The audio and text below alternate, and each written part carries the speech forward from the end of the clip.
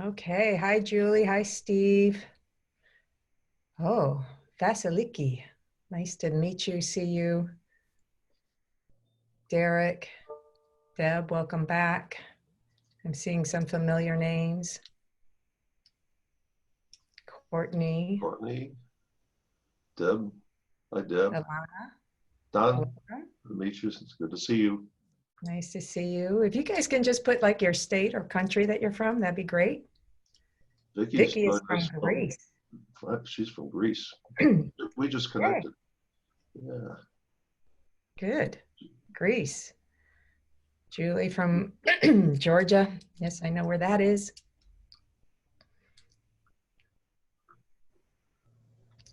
So, hey, Lenora.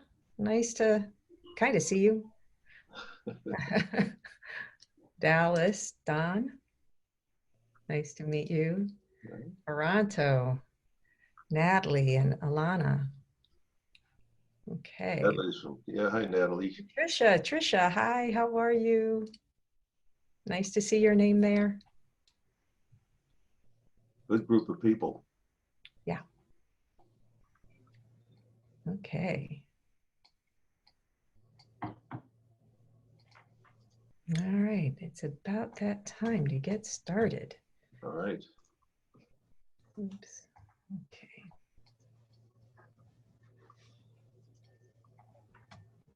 Howard, Howard from Howard, Florida. Hi, Howard. That's great. All right.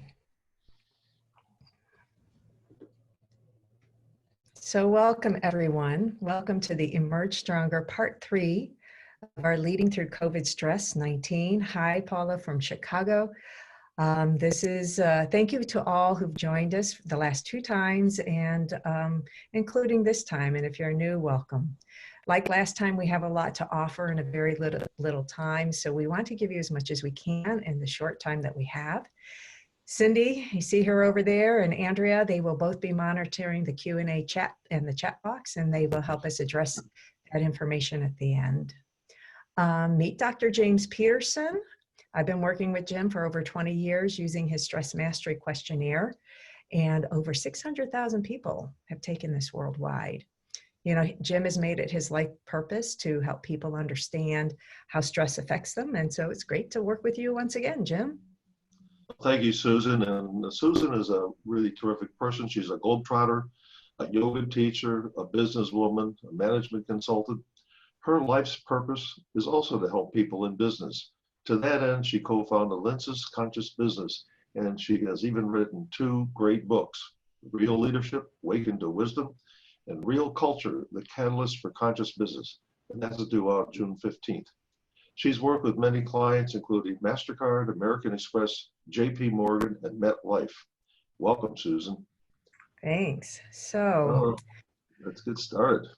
let's get So, started. all right, so this is our last webinar for the series, we want to thank you all for being here and learning how to navigate through the COVID pandemic and stress. Sue and I really appreciate your dedication to learning how to be more resilient through mastering stress. Today, we'll be focused on how to deal with the COVID-19 virus, leadership, and the new normal. Plus, I will share how the SMQ can help you in this time of difficulty and one technique also for mastering stress. So we'll kick it off with COVID and a little bit about our new normal, which we don't like, but here it is. So one thing we know for sure is that COVID is here to stay. It's a virus, and even if we find a vaccine, and I've read this morning, maybe Oxford might have something out by September, fingers crossed, it doesn't guarantee we won't contract it again. It doesn't guarantee that this virus won't, change. Like other colds and flus and other forms of coronavirus, we may still be susceptible. We just don't know. And that's one of the things that's making this so unique and unusual. Until we find a vaccine or cure, and until we're able to slow this thing down, all the changes that we've made are going to be part of our new reality. We just don't know what that reality is at this point. So here's a couple of facts just to keep in mind. You know, we can go to the next slide. In the last 7 months, from October 2018 to May 2019, The flu season, 34,200 deaths, 7 months. So this thing is much different. We're finding out more and more about COVID-19. It's much different than a flu, even though it's in that family. Deaths from COVID-19 in less than 3 months. So 7 months to 3 months from February until now, as of this morning with Johns Hopkins, 56,253. So this one has a bit more of a punch to it, this particular virus. And so, you know, the virus isn't going to go away just because states are opening up. So we have to figure out what's our normal? So we can move on to the next slide. So COVID-19 is a unique situation. Okay. And it's a unique circumstance for our time and for our generation. And it may be something that impacts us for generations to come. Since COVID-19 hit, everyone is having to change.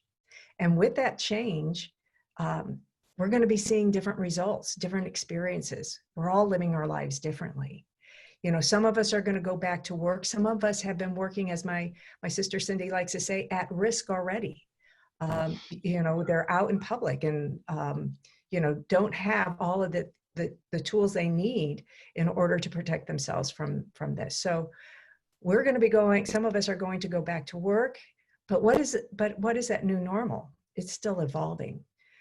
The only way that we're going to know what we need to do, because we're all going to have to make choices now, is to stay grounded and centered in the midst of this chaos and in the midst of this change. Jim? Well, thank you, Sue. We talk a lot about reducing and optimizing stress to stay balanced, to stay relaxed. This is an essential step in your stress mastery toolbox. Learning how to reduce and bring stress levels down is key. And whether you walk or run or ride a bike, or you sit back and calm down, or do yoga, meditation, and Tai Chi, they all work to bring down stress levels and create the balance we need. This is a stressful time, and we need to work hard at it. The key is to work hard also to find the source of your stress. The SMQ, which I created years ago, really is designed to help identify and focus on what to change so that stress can be brought back into balance. You all have the opportunity to take the SMQ at no cost. This SMQ has 3 main areas that I wanted to tell you a little bit about so you know what you'd be taking. The first is we're going to be you'll be talking about stressors and answering questions related to the stressors in your life. These are important, like hassles and death of a loved one, things of that nature. Those are the events of life. We're also going to talk, you'll see in there, the stress warning signs. The SMQ measures key stress warning signs that we all need to be aware of, because unless we know our warning signs, if we don't know them, we're not going to attend to them. And finally, it measures stress effects. What are the effects of the body, emotionally and physically? Know these, and you can take the next step in preventing stress from dominating your life. Prevention is key. But as we said in the beginning, it all starts with taking stock of what's causing your stress. Unless we know change is difficult, stress prevention is near impossible. Let's talk about ants. No, not that kind of ant. When thoughts create stress, anxiety, fear, and depression, we call them ants, better known as automatic negative thoughts or thinking. This is the most central principle in psychology, and it's simple, but it's a powerful tool. Thoughts create feelings. The central concept is what we think affects how we feel, from joy and happiness to anxiety, depression, and stress. If you take one thing from our webinar, it is that what you think causes the feelings you have. Events, in effect, have no emotional content. It is our interpretation of those events, which we call stressors. Say, for example, that events and thoughts and feelings. The event, COVID-19, hits the world. Thought, this is terrible. I'm going to get sick. My family will catch the virus. I'm going to die. I will lose my job. Thought. Feeling now, depressed, anxious. You carry on. Why did this happen? These politicians don't know what they're doing. Feeling, anger. When you shift your self-talk, you feel better and you function more effectively. For example, this virus is bad, but I am strong and healthy. Only a few people die out of many. The probability is low that I will even get sick, but I'll stay safe and not go out. We have automatic thoughts that bring this about. And they make the interpretation of things and events happen. We judge things as good, bad, wonderful, and terrible, automatically, safe and dangerous. We all can talk about it as it relates to leadership, and Sue's going to tell you a little bit about how ants work in leadership. Yeah, so ants show up every day. I remember the first time I heard this term, I just thought it was such the coolest term ever, you know, automated negative thoughts. And it shows up every day as a business consultant, a leadership consultant, a culture consultant. I hear it. You know, for example, some of my favorites, if you will, we have to wait till senior management aligns before we can do anything. You know, that kind of thought leads to a feeling of, lack of empowerment. You know, people are out to get one another. So then people are afraid. We really can't speak our mind without fear of retribution. Now, I'm not saying that all cultures are good culture, and some of these things may be true. So as leaders, if we don't recognize how people are thinking, these ants that are going on inside of their head and how it creeps into our organization, then we won't understand how our performance is impacted. Because people will work at cross purposes, or they'll go around and do workarounds. So when there's a lot of ants going on inside of your team or with your peers, there's going to be a lot lack of synergy, energy, and alignment. But ants start with what's in here. My ants, your ants.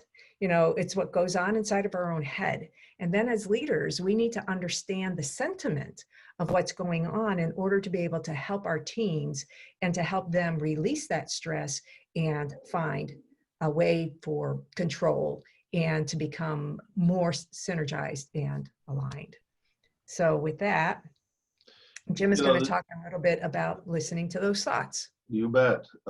Because we tend to, we call it attenuate or get used to thinking, it's all like rote. There are things that you can do to make a difference. And the first thing you need to do is listen to your thoughts. This is hard. You need to recall situations that caused you stress and go back in time. What were you saying to yourself? What were you saying to others? Reframe and rephrase them in different words. Use words that are more positive, non-judgmental. Reconstruct a new dialogue. Change what you used to say to something new and more beneficial to you and others. And challenge yourself to learn new self-talk. Change your thinking, you will change your feelings. It's a fact. Yeah. So Sue, so let's have a little bit of fun right now. Everybody, you got your chat box there. Go ahead and write down your favorite ant. Go ahead, type it in. Like sometimes I have the I can't ant. Or really, it's I just don't want to ant. So what kind of things, what kind of words do you say? What are your favorite ants? Come on, we all have them. I'm not good enough. What if? Oh my gosh, yeah, particularly now, what if? Exactly. I know that, are you kidding? Yeah, really. Sometimes I watch the news and I go, are you kidding me? Not worthy. I'm going to run out of money. Oof. Yeah. So when you look at what people are saying, even here, I won't get enough done during quarantine time. You can come over my house. Not smart enough. Yeah, but I'm such a failure. I have to do this now. Exactly. When you look, I'm scared. Wow. What if I can't do it? Maybe later. One of the things that Jim talks about is that these things are they're like our inner voice. And these things bring emotions up.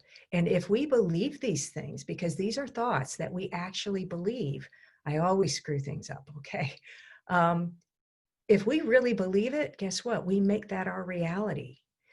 So one of the first things to help reduce stress is get a control of these ants. We made these beliefs up to begin with. What will they really think? And so we've got to go in and find that center. And that's why we've been doing these three programs, is to try and help you de-stress and find your own center. So let me tell you something. The opposite of ants is gratitude. When you feel gratitude on the inside of yourself, we can go ahead and switch the slide. Gratitude is not just about showing appreciation. It's the feeling of appreciation. So whenever you're feeling scared, Think of something that was good going on in your life. My sister Laura's in, I saw her here. I'm going to give an example. Sorry, Laura, I'm asking permission now. But she got Lyme a couple of years ago, and she struggled because Lyme can be quite debilitating. And one of the things that she would do is that she'd wake up every morning, and sometimes her whole body was, in pain, except her nose. So she'd feel gratitude for the fact that everything else hurt except her nose. Her nose felt okay. Good point. So find something. Mm-hmm. According to the British Journal of Mental Nursing, it reveals that gratitude, what is it? Gratitude, mindfulness and meditation builds gratitude. Now, we talked about mindfulness and meditation in the previous seminars or webinars. Gratitude also increases well-being, reduces stress, improves relationships, and strengthens social bonds. When you demonstrate gratitude for someone else or to someone else, you become closer. Gratitude is associated with kindness, strength of character, hope, spirituality, which is found to be closely related to work satisfaction, according to the studies. Gratitude also increases your brain matter. Grow your brain. We all need it. And gratitude enhances management skills and improves decision-making and improves team performance. So what do you want to do as a leader? What do you want to do as a leader of your family and of your team? Help them find their way. When you express gratitude, you build community and belonging. And in turn, that increases the feeling of safety and trust and reduces stress. Help each other. Reach out and help each other. When you extend a hand of caring, we help our entire team. So one of the things that we recommend in terms of creating a climate of caring and belonging is allow teams to come together. What they need is leadership right now. And you may be scared, really scared. So say that. You're human. I'm scared too. And when you do that, people connect, be vulnerable. And so when you do that and people can connect and be vulnerable, that reduces the cortisol, stress hormone, because it's like, you're in this with me.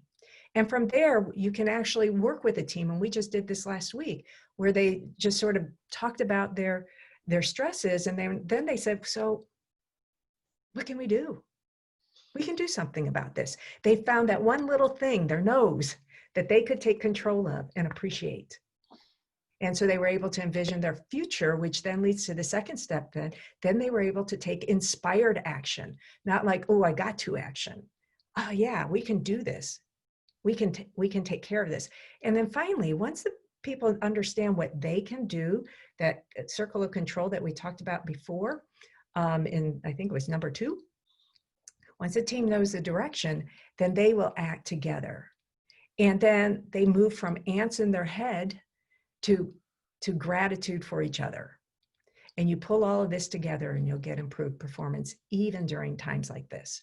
So one thing that we'd like to recommend in order for you to really learn how to build gratitude, first, I call this agree. No, that's not spelled wrong. And forgive. So you start the whole process of gratitude, and then you share it with your team. Start with yourself, but to feel gratitude, what you want to do is acknowledge, even if it's just the tip of your nose. This is what I'm so grateful for in my life, my family. I get to eat. I have toilet paper. I mean, think about that. The fact that you can even buy it is something to feel grateful for. Be generous.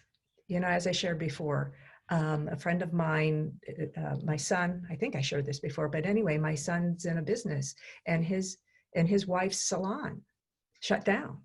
And his business partner said, hey, take half my paycheck. You know, be generous. Share a roll of toilet paper if you need to.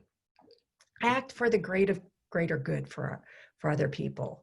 You know, when we get afraid, our focus becomes narrow and it's all about me, me, me. And when we act for the greater good, I mean, look at some of the great stories that are out there. Develop resilience, actively work on stress reduction every single day. You need it more now than ever. And then be egoless. You know, it's not all about us. We're, as you see on the commercials, we're all in this together. And then encourage yourself, encourage your team, encourage your family to take all of these steps. And most importantly, you know, Jim said before, be patient and forgive. This is new. This has never happened in my lifetime. For many of you, it hasn't happened in your lifetime. We're going to make mistakes. You know, and remember to express sincere gratitude. Say thanks. That will improve your leadership and improve your performance. Jim? Well, thank you. And that's wonderful thoughts. We really all need to be taking those to heart. Several people have asked some questions, and we want to wind up with just one particular one. How do I achieve the relaxation response? It's really difficult. It's not easy to conjure up. Number one, be patient. It's just not easy. Frankly, it's difficult. It's hard to do. Practice. Take 5 minutes 3 times a day. Make a journal. Put down your thoughts. Be there to be sure there are no interruptions. Put up post-it notes on your computer, your TV, the bedpost, bathroom mirror, anywhere to remind you. Stop, breathe, relax. I have one on my refrigerator. It says breathe. At this point, do Sue's breathing exercise or listen to the Stress Buster video that you receive. Finally, commit to doing some deep relaxation exercise, progressive relaxation, Tai Chi, whatever it is. But it takes 30 days for you to see the change that you're going to need. And just be like a baby. Recognize that adults have learned to be stressed. If we were a young baby, total relaxation, no stress unless pain, hunger, being tired. Then you'd fall asleep and start it all over again. Take a nap.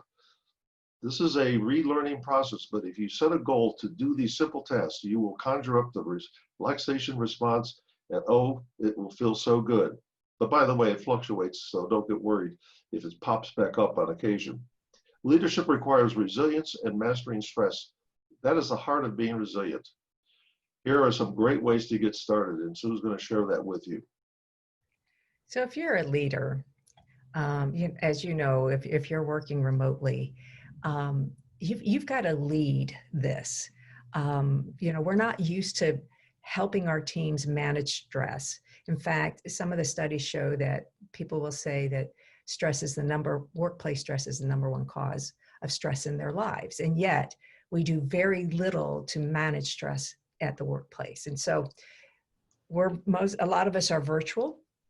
You know, so I put down here, take a team walk. And then my sister said to me, she goes, how can they take a team walk? They're not even working together.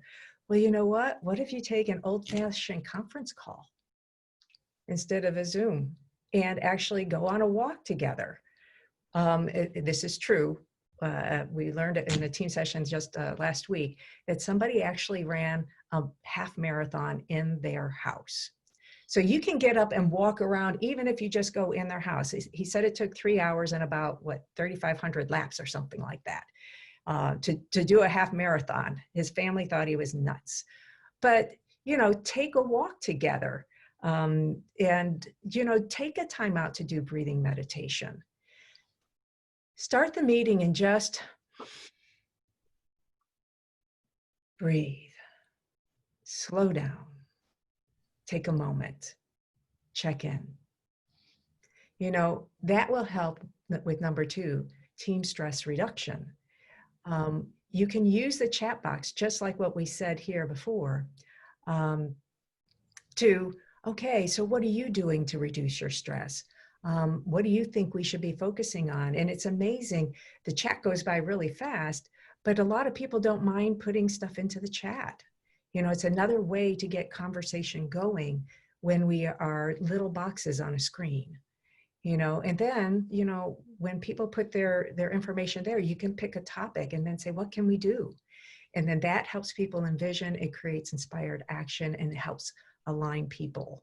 And it actually then helps reduce ants and increase gratitude and lower stress. You know, and so and then the last thing, during times like this, you know, you can't say thank you enough, but more than saying thank you, feel thankfulness in your heart and share that with other people. So before we end, there is, you know, at the end of every program, we've got some things we want to share with you. So go ahead to the next. Thank you. As always, you're going to get the Emerge Stronger slides and the recording.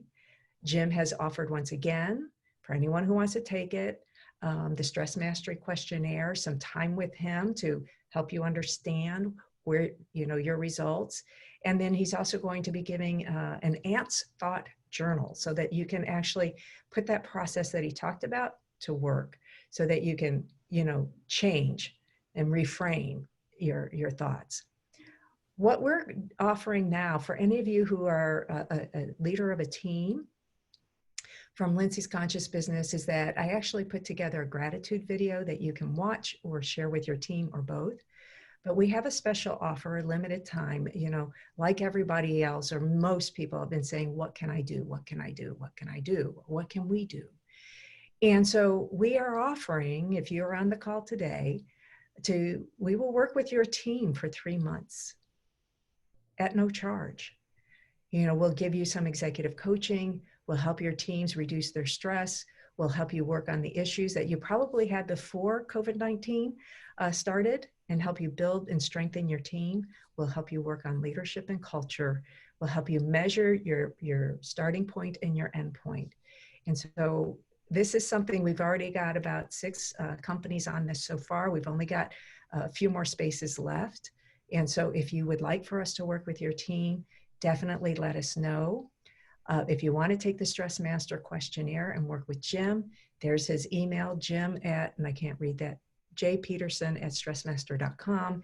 And then you can, if you want the 3-month, or go ahead and type in 3-month into the chat box and we'll know to get back to you.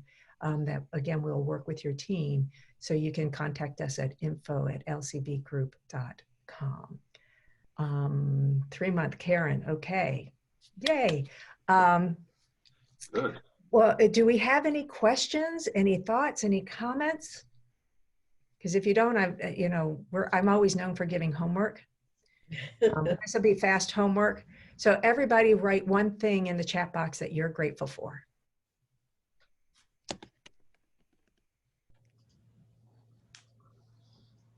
Oh, thank you, you and Jim. Your health. Yay. Your health. Family, where you live. Oh, me too. Family. Today's weather. Yeah, we're having good weather here today too. Your son and your husband. Wow, this goes fast. Your family. You're still getting a check. Exactly. For the love in your life. Oh, you know, when you read that, it makes you feel good. Your husband and your dog. Well, of course, your dog. And I know your husband, Julie, so I understand. That you won't give up and be grateful, and grateful others have faith in you. Wonderful. So if you can just take a gratitude moment every day. Oh boy, that one that says, my amazing babe, that's my hubby. Thank you, dear. If you can take a grateful moment every day and just start your day with everything that you're thankful for. You'll start with a new foundation. Do we work with a team of one? Well, why not? Why not? We didn't have any. Thank you, Rand. Yeah, I'm grateful for the support group of my family. So thank you, Thomas. TJ, any questions? There was a question up above here. Okay, I missed it. What if you are feeling good about your ants, but others around you are super stressed? How do you keep yourself from feeling good?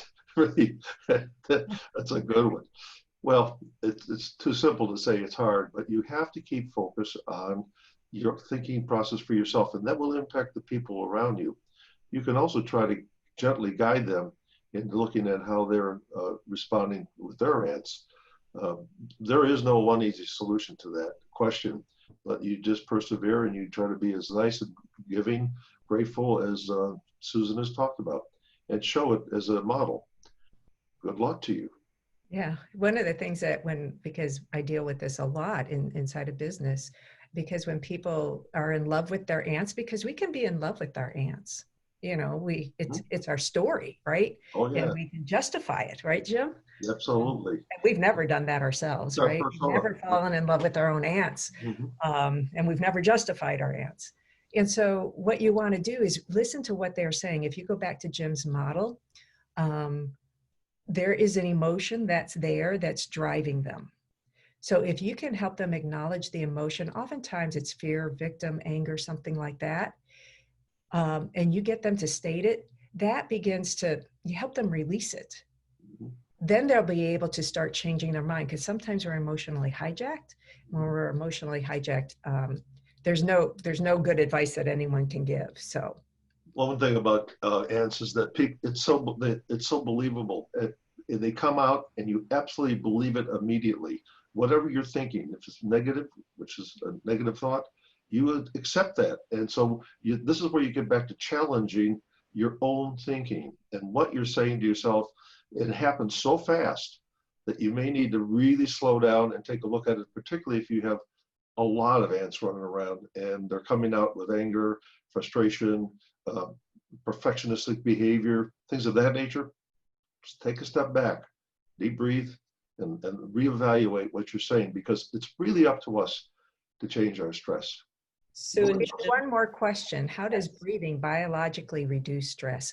Well, from a yogic perspective, we explained this the last time, that, you know, we look at how many breaths per minute. And in yogic philosophy, you try and reduce the number of breaths per minute, because they say you've got a bucket of breaths that you have in your life. So if you're breathing too fast, which is under stress, they range it from 15 to 30 breaths per minute. You know, you're losing your life. So the very first thing you want to do is slow your breath down. You know, there is lots of stories about Tiger Woods being able to do one breath in a minute when he was putting, you know, to be able to.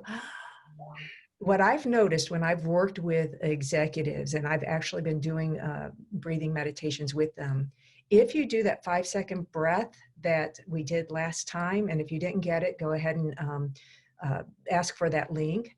If you move to the 5-second breath, what that does is it moves you to 4 breaths a minute. And when you're at 4 breaths a minute as compared to 30 breaths per minute, what that actually does is it triggers your relaxation response. It triggers the parasympathetic nervous system. And from there, then it makes it even easier to overcome your ants and find your way forward. I like to say it helps you get to your inner wisdom instead of your monkey mind chatter.